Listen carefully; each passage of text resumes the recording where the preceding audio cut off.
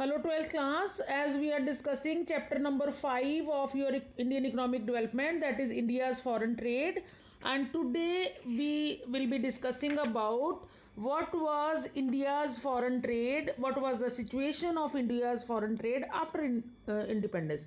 In the previous video we discussed at the time of independence, and today we are discussing what was the composition, what was the volume, what was the direction of India's foreign trade after independence. Now, as all of you know that after India got free, उस time हमारे जो constitution framers थे और हमारे जो economy की तरफ जो बड़े बड़े स्टेप्स लिए जा रहे थे, that time we focused on many issues and India's foreign trade was one of those. We had proper planning, in different plans we focused on different objectives.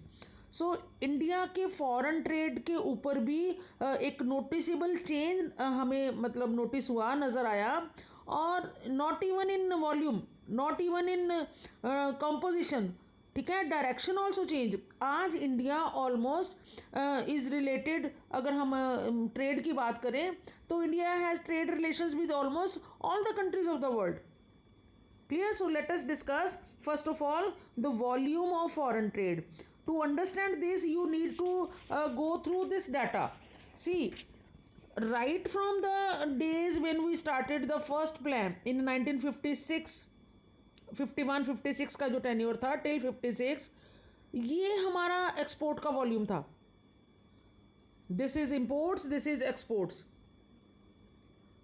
ठीक है, तो अगर मैं फर्स्ट और लास्ट में इसने 12th प्लान का data दिया है, see the comparison, that is 3651 imports हैं, और यहाँ पे just see the data,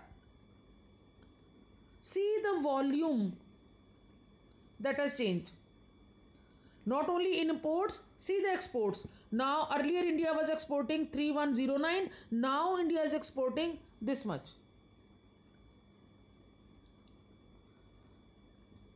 clear? So that means कि जो हमने प्रॉपर प्लानिंग किया, इकोनॉमिक प्लान्स जो हमने बनाए अपने कंट्री के लिए, प्रॉपर प्लानिंग किया, और उसमें every sector of the economy, दो इट इज़ प्राइमरी में, that can be secondary, that can be tertiary, all the sectors, agriculture, industry, everywhere.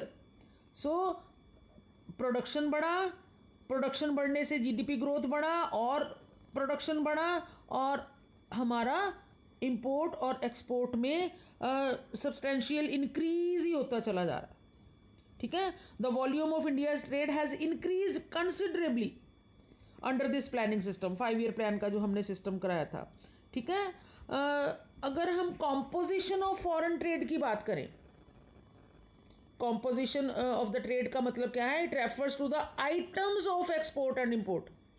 This is size, this is कि which items we are exporting.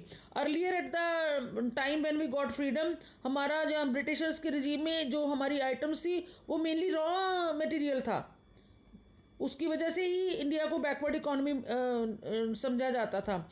But the composition of trade जो था, that has been observed कि इसमें कितना change आया composition में भी, कि हम सिर्फ एक दो नहीं, the items which we are exporting and importing, उनका नंबर, उनका जो वैरायटी है, that has been change.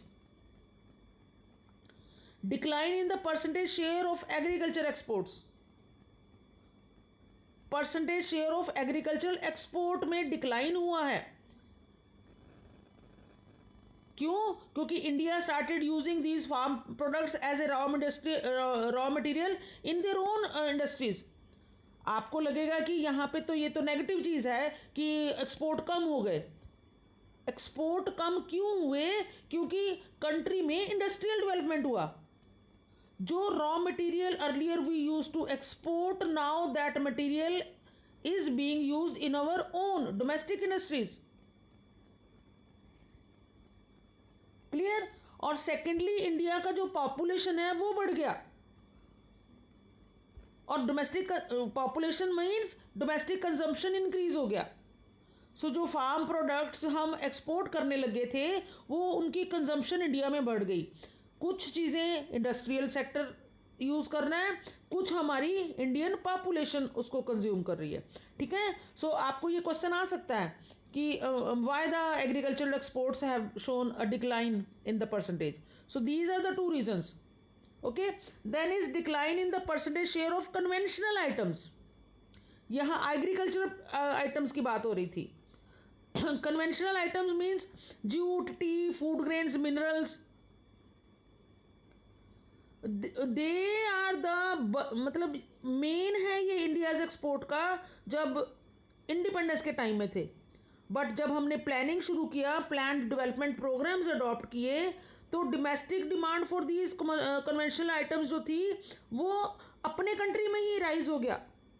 So accordingly जो शेयर था टोटल एक्सपोर्ट इन चीज़ों का वो डिक्रीज हो गया, वो फॉल हो गया। Then if we talk about the manufactured goods, उसमें इंक्रीज हुआ, मीन्स एग्रीकल्चर प्रोडक्ट में भी एक्सपोर्ट कम हुआ। If we talk about conventional items उसमें भी कम हुआ, बट द मैन्युफैक्चर्ड गुड्स उसमें इंक्रीज हुआ। See he is telling you India's highest exporting category of goods है आपकी ये items, jewellery and all that. बहुत अच्छे रिजल्ट शो हो रहे हैं मैन्युफैक्चर्ड गुड्स में जो इंडिया में मैन्युफैक्चर की जाती है। इस जो ये जो तीन चेंजेस हमने डिस्कस किए हैं, these changes in the composition of India's foreign trade क्या बताते हैं, that India is no longer a static and backward economy now. Backward कब थी? When only raw material was being exported, now it is not. So it is showing significant signs of transformation, structural transformation. Clear? All the sectors जो हैं उनका primary sector to secondary to tertiary. So this is a positive change. Then if we talk about the direction of foreign trade, that also has been changed. Means earlier it was only from and to India, Britain. Now it is with everyone. UK, Japan, Belgium, USA, UAE, ठीक है। Exports have also increased and imports have also increased. See, he has given you the India's share of with the different countries. See here, ये imports हैं India के, ये exports हैं। See the percentage share, it has increased. Clear? So next subtopic in the next video. Thank you.